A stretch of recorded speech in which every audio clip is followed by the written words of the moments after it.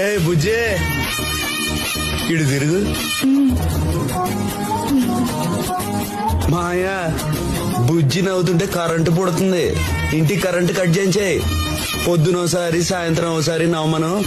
Full current. అయ్యో ఇదిగో ఇలా ఇంకో పాలు ఎక్కువ నవ్విందనుకో పొలానికి వైర్ లాగే. బావా నువ్వేనా ఇలా మాట్లాడేది? అంటే ఇడు మాట్లాడేవాడు కదా. ఈడేంటి? నేనే మాట్లాడలేదా? ఎప్పుడు మాట్లాడాలని వచ్చినా అత్త పంపించేసేది. అలాగే నాశనం చేసిందండి. మళ్ళీ వీడేంటి? సరేలే ఆ గొట్టాలేంటి? గోరింటాకు. మంచి డిజైన్ ఎడదాం. ఇంటికి వచ్చే గోదావరి మధ్యలో తెరచాప నావలా నేను, దానికి నడకని నేర్పించే పిల్లగాలిలా నీ చూపు. దీనికి కవితల పిచ్చి ఎక్కువైపోయిందండి.